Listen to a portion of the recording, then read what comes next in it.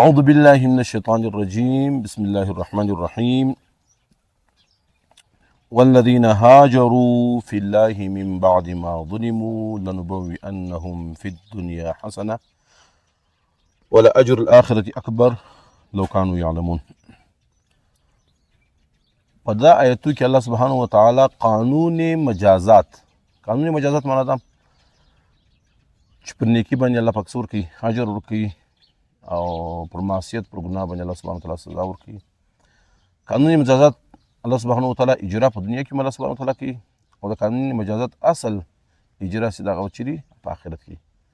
نو الله سبحانه وتعالى هغه خلق چې هغه څه کوي د الله په لاره کې هجرت کوي. هجرت ډېر غټ څه دی، عبادت دی. په طاعت عبادت کې هجرت الله سبحانه وتعالى ډېر غټ سور کړی، مقام ورکړی دی چې دغه متعلق رسول الله صلی الله علیه وسلم ارشاد فرمایي الهجرة تهدم ما كان قبلها.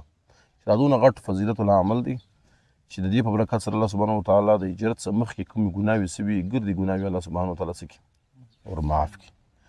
نو دلته د هجرت الله سبحانه وتعالى څه کوي تفصیل ذکر کوي چې الله سبحانه وتعالى د هجرت په برکت سره په دنیا کې بیا څه کوي ښه ټکانه ورکوي، او د آخرت اجر چې دی هغه ډېر غټ څه دی اجر دی. الله سبحانه وتعالى د هجرت فضیلت ذکر کوي، په هجرت باندې چې کوم اجر ثواب الله سبحانه وتعالى ورکوي دغه بیان کوي، او په آخرت چې کوم بیا الله سبحانه وتعالى غټ اجر اکبر ورکوي دغه الله سبحانه وتعالى ذکر کوي، تفصیل ذکر کوي. والذین هاجروا فی الله، هغه خلک چې د الله دپاره څه وکړي هجرت وکړي. یو خالي ترک وطن دی چې خپل وطن ته څه کړي پرېږدي، د معاش دپاره، د روزګار دپاره، د نوکري ملازمت دپاره، لکه اوس تارکین وطن چې کوي دا دنیایي نفع او ګټه خو دوی راوړي، لیکن د دین او د مذهب او روحاني طور دا خلک د دې نسلونه څه سي د مختلفو مشکلات سره څه سي دوچار سي. مطلب دوی دارالاسلام پرېږدي د روزګار د معیشت دپاره، دوی چېرې ځي دارالکفر له ځي. هجرت د دې بالکل الټ څه دی یو شی دی. هغه دا معنا چې دارالکفر پرېږدي، اسلامي احکام چې د خپل ځوان باندې پر خپل کورنۍ باندې پر خپل معاشره باندې څه کي نافظه کړي. پر د هجرت تصور ترک وطن څخه بالکل څه دی جلا دی. د هغوی چې په دغه آیت کریمه کې الله سبحانه وتعالی څلور شرایط هم څه کوي هغه ذکر کوي چې خالي وطن پرېښول نه. والذین هاجروا فی الله، کوم خلک چې څه وکړي هجرت یې ورکړي، د هجرت اول شرط دا دی فی الله، صرف اور صرف د الله سبحانه وتعالی دپاره به کوي. دویمه خبر دا ده من بعد ما ظلموا، هجرت چې دوی کوي دي هلته څه مظلوم وي، دوی سره هلته څه سوي ظلم سوی. دوه شرطونه دلته ذکر کړي دي، او درېیم شرط څلورم شرط یې الله پاک مخته څه کوي ذکر کوي. نو چې دوی د الله لپاره هجرت کوي دوی سره څه سوي ظلم سوي. لنبوئنهم د الله سبحانه وتعالی دا صيغه ډېر په تاکید سره څه کوي ذکر کوي. الله پاک وایي ضرور بضرور به زه ورکوم فی الدنیا حسنه، په دنیا کې به دوی ته بهترینه ټکانه ورکوم، په دنیا کې دوی ته بهترینه ژوند ورکوم، بهترینه روزګار به ورکوم، بهترینه پړوسي همسایه به ورکوم. د خلکو پر ژبه باندې به د دوی تعریف توصیف څه کوم جاري کوم، په نسلو کې به دوی خیر برکت څه کوم اچو. دا د مهاجرین سره د الله سبحانه وتعالی څه ده وعده ده. او په تاریخ اسلام کې ته وګوره چې هجرت کړی دی الله سبحانه وتعالی خلک څه کړي نازولي د کراچي خلک دي هغه هجرت کړی هندوستان یې پرېښی دي، دارالاسلام نه سوي دي راغلي دي. پاکستان که چلی پاکستان که جوړ کړی چا دي، که پاکستان که چلی څوک هغه کم خلک دي، هغه د کراچي خلک چې هغه څه کړي هجرت یې کړی. په مکمل دا آیت اصالتاً دا دویم شابشي ته مسلمانان کوم هجرت کړي د هغو متعلق دی، او دا مدینې منورې چې کومو صحابو هجرت کړي د هغو اصالتاً متعلق دی. لیکن د دې په عموم کې ګرد مهاجرین هغه څه دي مراد دی. مکه مکرمه کې مسلمانان هجرت وکړي، ابشي لاړو، د ابشي څه بیا ورته دویم هجرت یې وکړي مدینې منورې لاړو. الله سبحانه وتعالی په مدینه منوره کې د ریاست اسلامي قیام وکړي پر ګرد حجاز مقدس باندې، پر ګرد مکه مکرمه باندې، بیا وروسته او بیا پر ایشیا او پر افریقا باندې الله سبحانه وتعالی دغه مسلمانانو ته چې هجرت یې کړی وو دوی ته څه ورکړي لنبوئنهم فی الدنیا حسنه، بهترینه ټکانه یې هم ورکړله، بهترینه روزګار یې هم ورکوي، او چې دنیا قایم وي الله سبحانه وتعالی چې کوم صحابو هجرت کړی وو دغه تعریف او توصیف الله سبحانه وتعالی د انسانانو پر ژبه څه کړي راضي کړي چې الله خپله وایي چې رضي الله عنهم ورضوا عنه. نو اول لنبوئنهم فی الدنیا حسنه، په دنیا کې موږ دې څه ورکو؟ بهترینه ټکانه ورکو، بهترینه روزي ورکو. او دا د دنیا قانوني مجازات دي، د آخرت قانوني مجازات. ولا اجر الاخرة اکبر، د آخرت اجر څه دی؟ هغه څه دی؟ ډېر زیات څه دی؟ لوړ دی. نو کانو یعلمون، کاش کې دې څه ول علم درلودی. نو دوه شرطونه، یو د هجرت د الله دپاره، دویم دوی سره ظلم سوی، دریم چې دوی سره کوم ظلم سوی پر هغه ظلم باندې څه کړي؟ الذین صبروا، پر هغه باندې څه کړي؟ صبر کړي. څلورم شرط الله پاک دا ذکر کوي چې اسباب دې ګرد څه کړي؟ اختیار کړي، لیکن پر اسباب دې څه نه اعتماد نه، د اسباب د اختیار کېدو باوجود اعتماد په چا باندې؟ الله سبحانه وتعالی پر ذات باندې. وعلى ربهم يتوکلون، پر رب باندې څه توکل لري. دا څلور شرطونه الله پاک هغه بیان کړي. وما ارسلنا من قبلك الا رجالا نوحي اليهم. مشرکین مکه ته تر هر شي زیات ابهام و شک و شبهه سلودل هغه رسول الله صلی الله علیه وسلم د رسالت مطابق څه کېدل؟ لیدل چې موږ راست وینو یو فرشته به راستولي. دا خو موږ څنګه څه دی؟ انسان دی، خوراک ټراک انساني ضرورتونه دی څه کوي؟ لري. الله پاک وایي وما ارسلنا من قبلك الا رجالا. یا نبی علیه الصلاة والسلام موږ که رسولان راستولي ستا مخکې الا رجالا، هغه څوک راستولي؟ هغه انسانان راستولي. رجالا تورې چې ووایي د دې سره ثابته شوله په تاریخ انساني کې چې الله پاک څومره نبیان راستولي، دا ګرد څه سوي دي؟ سړي سوي دي، نارینه سوي دي. صحیح شو. ښځه جنس الله سبحانه وتعالی د دا مرتبې لپاره څه نه ده ګڼلې؟ اهل یې نه ده ګڼلې. د سړي او د ښځې په کوالټیز کې هغه څه دي؟ فرق الله سبحانه وتعالی څه کړی دی؟ ایښی دی. نو مثال خلک مثال ورکوي چې دا رقم دی هغه صلاحیتو یا د فرق تللو لپاره، لکه سړی ولاړ شي په یو ترازو باندې اوښ، هاتي په هغه ترازو باندې میږی تلل غواړي، نو دا تلل څه نه نشي ورکولی؟ د مساوات نوم هغه نشي ورکولی. الله سبحانه وتعالی ښځې جنس هغه د نبوت لپاره بلکې د یو ریاست د سربراهي دپاره الله سبحانه وتعالی هغه د اهل نه ده ګڼلې. رسول الله صلی الله علیه وسلم تاریخي واقع راځي، وایي دا کسرا چې کوم بادشاه و خسرو پرویز، د هغه چې مړ کېدی زوی یې ډېر زیات څه و؟ نه اهله و. دومره نه اهله و چې ده ته اندازه وه چې زما د ریاست څه کېدی شي، که زما بچی به د ریاست د کسرا بادشاه جوړ شي نو د هلاکت او بربادۍ سره څه کېږي؟ مخامخ کېږي. نو دی راولاړ شو، دغه دپاره یې په تاریخ کې دا هم راځي چې دا واحد سړی دی چې هغه د مرګه بعد خپله څه اخیستې بدله یې اخیستې. دی راولاړ شو، یو چې مړ کېدی چې دا زوی پر بادشاه نسي پاته، بس یو شیشه یې کښېښول، په هغه کې راغی لوړ ولیکل چې دا په خپله قیمتي سامان کې چې دا د قوت باه دپاره دا څه ده؟ مفید دوا ده. او په خپل قیمتي سامان کې څه کښېښو. انا اهل نه خلفه بچی سې راغلی، هغه چې پلار سامان یې راټول کړي، په هغه کې دا شی هم پیدا کړي، هغه دوا یې څه کړل؟ وخوړل، په هغه باندې څه شو؟ 3-4 غنټې کې څه شو؟ هلاک. اصل کې د بادشاهي د بل زوی ونه بادشاهي د غوښتو چې ما په بادشاهي باندې معلوم څه کښېني. او په کسرا کې هغه سره دا نحوست بلوي چې دا خاندان حماس یو بچه په دې کې بادشاه څه شي جوړ شي. نو لور یې د پر ځای باندې بیا څه شوه؟ د ده د مرګ لږ ساعت بعد زوی هلاک شو او لور یې څه شوه؟ بادشاه. رسول الله صلی الله علیه وسلم چې دا اطلاع راغله چې د کسرا پر تخت باندې ښځه کښېنسته، رسول الله صلی الله علیه وسلم حدیث ورکړم دی، اذا وصل الامر الى غیر اهله فانتظر الساعه، چې مطلب په دغه موقع د الفاظ ما دا کړو چې د کم قوم اختیار او اقتدار ښځې د په لاس ورسي، بس هغه قوم څه کېږي؟ هلاک کېږي. او هغه رنګه اوس هم د کسرا بادشاهي چې وه هغه څه شوه؟ الله پاک د مسلمانانو په لاسو باندې هغه څه کړ، د کسرا بادشاهي د فارس بادشاهي هغه څه شوه؟ ختم شوه. صحیح شو. شریعت هغه د نبوت دپاره الله سبحانه وتعالی د حکمتونو او د اقتدار لپاره ښځه څه نه ده ګڼلې؟ وضوع یې اهل څه کړې ده؟ نه ده ګڼلې. په برصغیر په تاریخ کې مطلب هغه یو د شمس الدین التمش ډېر نیک بادشاه تېر شوی، زمانو کې هغه اهلیت نو مشران زمانو کې وروسته بادشاهي چا ولاړه؟ رضیه سلطانان لرل. د هغه تاریخ چې موږ وګورو هغه رضیه سلطانان هم ډېر زیات څه درلودې؟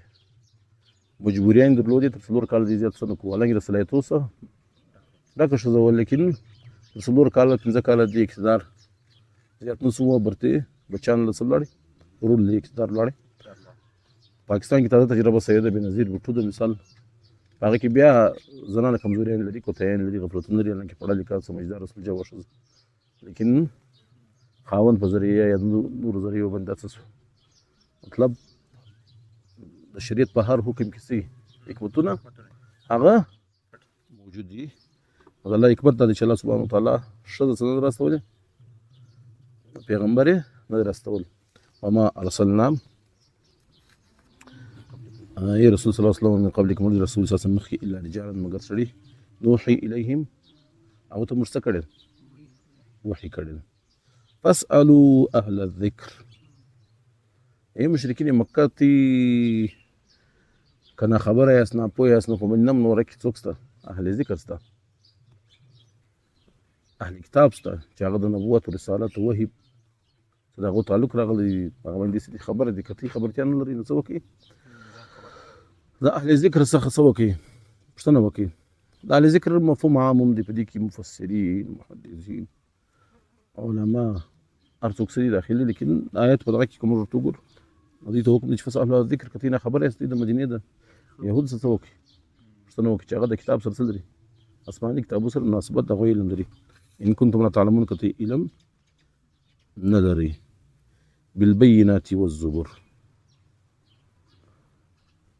وای په دا آیت کې الله سبحانه وتعالى چې دا کوم د رسالت کوم مفهوم دی دغه خلاصه الله پاک څه کړی بیان کړی بالبينات والزبر چې موږ خلک راستولي دي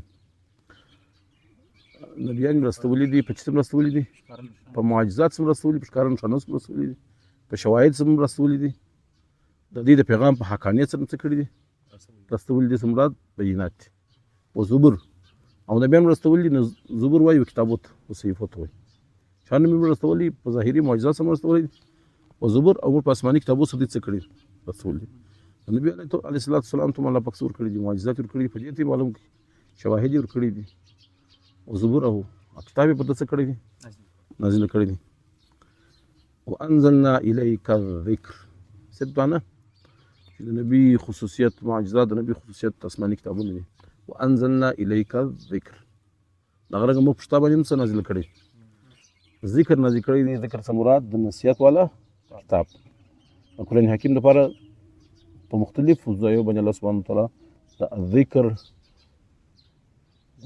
تورې څه کړي دي استعمال کړي دي ذکر سمانه د نصیحت والا کتاب چې دا آسماني کتاب د ګور د آسماني کتابو د علوم څه دي جامع دي دا آسماني کتاب د ګره تاریخ انسانیت چې کوم عروج او زوال دي کامیابی او ناکامي ده د انبیاو د امتو قصص واقعات دي هغه د الله پاک په کتاب کې څه کړي بیان کړي او دا غرنګ دا کتاب د نصیحت والا کتاب دی وانزلنا الیک الذکر نازل کړی په تابع باندې د نصیحت والا کتاب لتبین للناس چې ته بیان کې خلکو ته دا قرآن مطلب موږ دا کتاب د رسالت نبوت د مزاج د پیژندلو لپاره یو جامع څه دی آیت دی په دې کې دا هم ښکاره کېږي لتبین للناس نبی صرف حامل وحی نه دی نبی صرف د تبلیغ وحی لپاره الله پاک دی راستول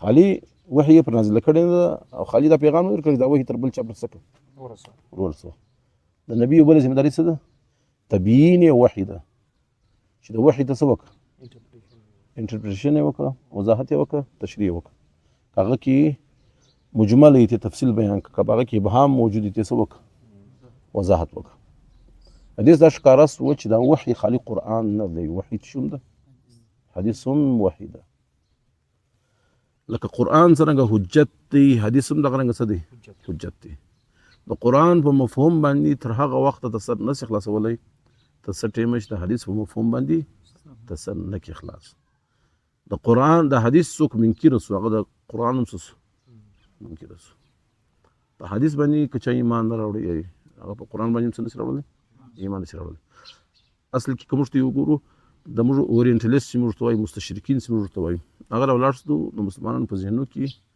دا حدیث نبوي صلی الله علیه وسلم تعلق شبهات څوک ورواچو هغه څرنګه شروعات ورشول چې د صحایسته کتابونه دا وروسته لیکل شوي په 3 صدۍ هجري کې لیکل شوي حالانکه صحابه رضوان الله عنهم اجمعین تر خپل ځانو زیات حفاظت د قرآن او د حدیث کړی دی.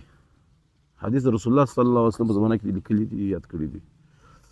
تابعین تبع تابعین په هر زمانه کې د حدیث او صحیفې د حدیث مجموعې شوي دي.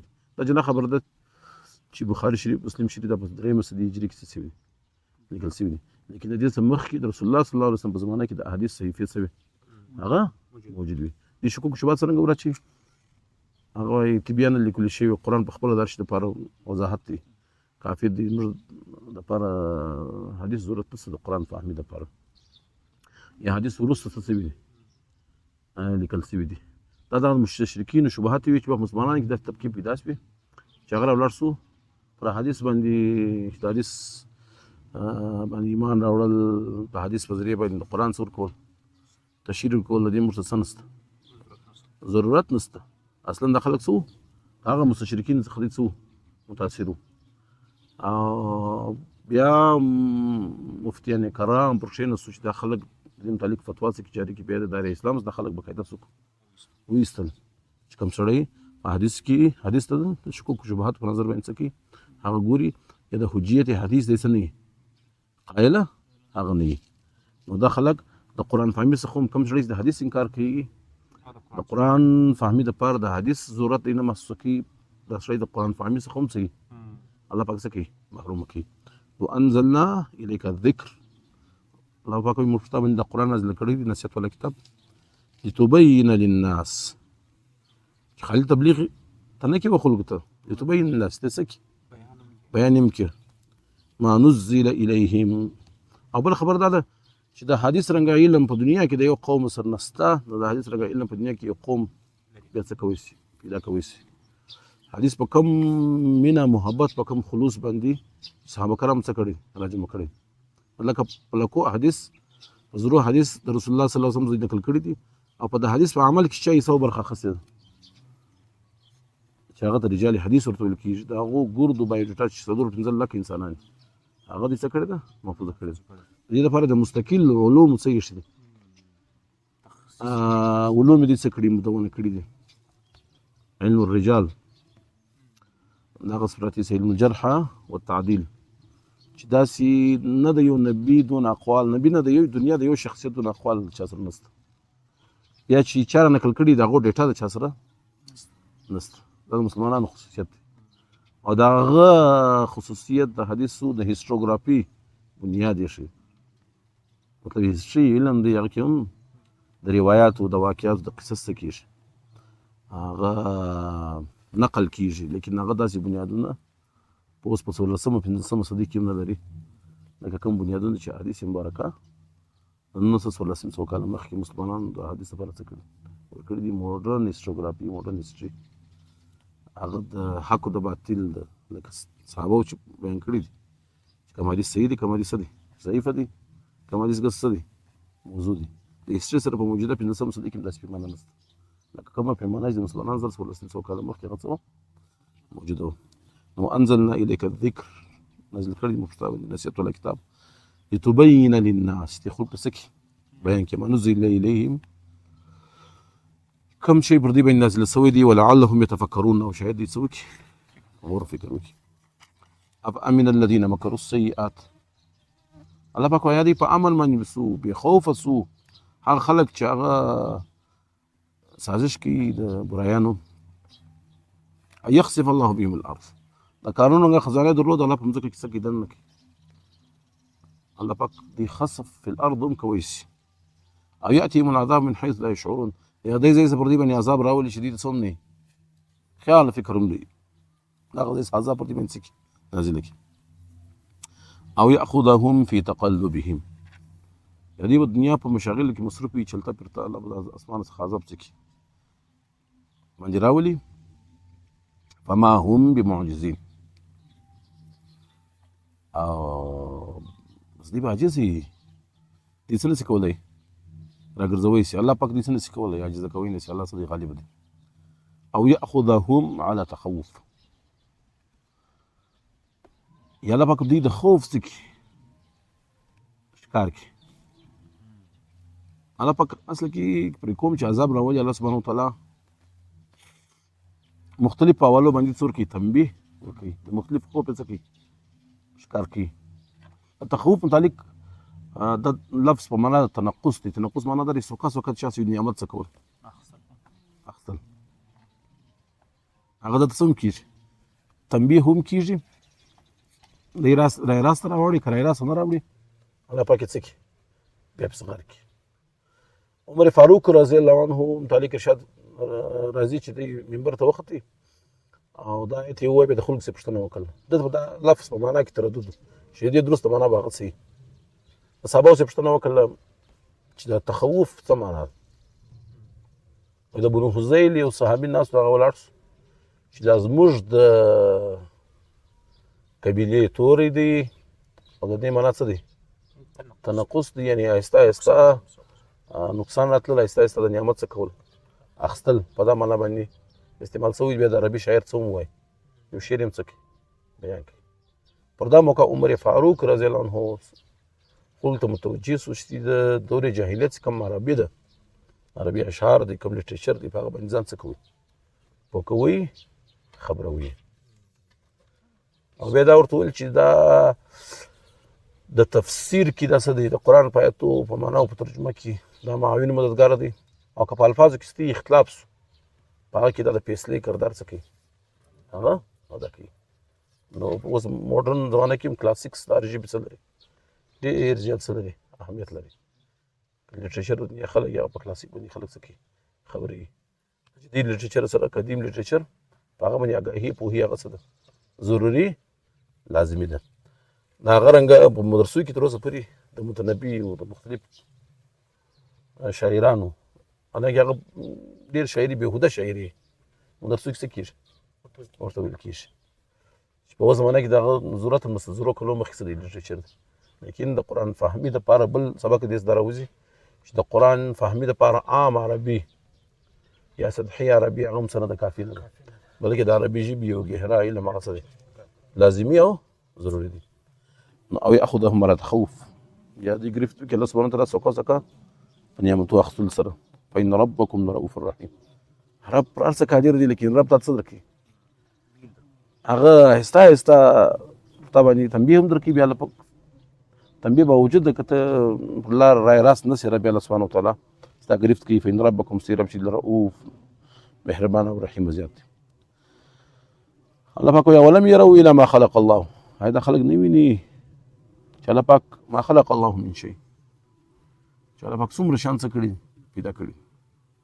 هغه خو مشوره وه چې د مخلوق الله پاک پیدا کړي دا درخت د درخت سایه ده دا درخت خو رب ته سایه کوي درخت خو رب ته سجده کوي دا درخت سایه لا هم رب ته څه کوي سجده کوي.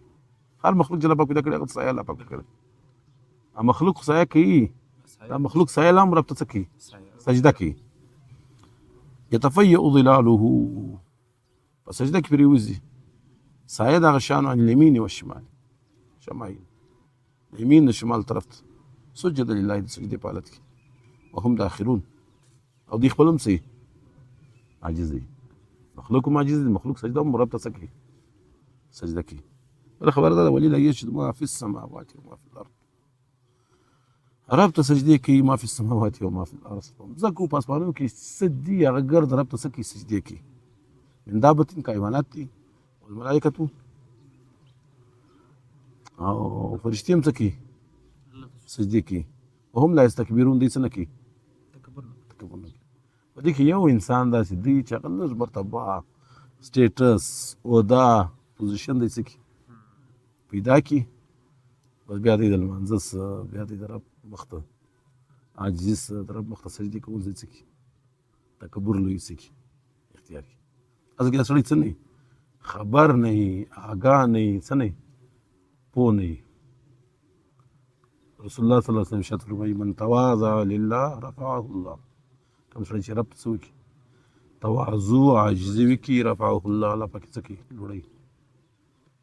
او هغه سړی چې دا په ډېر غټ پوزیشن او دا په مرتبه سجدې ته لا څه کېږي زړه نه غواړي چې دی ریټایر شي دا منصب لري رسي د څخه د دنیایي مال ځواني حسن مرتبه څه الله جن واخلي بیا خلک ته لار نه نور شي سړی به خلاصېږي نو انسان که پوه وي هغه چې هغه ته چې انسان چې الله په کوم نعمتونه درکړي کې ځواني درکړې ده کې حسن درکړی دی کې مال درکړی دی کې منصب درجه مرتبه درکړې ده دا ستا ذاتي کمال نه دی د رب څه دی احسان دی پکار دی چې نعمتونه د نعمتو فراواني کېږي ته نور ته سي شکرګزاره سي رب ته نور ته سي عاجز سي او من تواضع لله رفعه الله که ته پر دا لار باندې ولاړې الله پاک په تا څه کوي نور به دې لوړوي یخافون ربهم دې بیریږي د خپل رب څخه من فوقهم د لوري څخه ويفعلون ما يؤمرون او چې رب کوم حکم ورکوي هغه کار دې څه کوي هغه کوي الله تعالی دې ما ته او تاسو ټول ته پر دا ویلو اورېدلو د عمل توفیق نصیب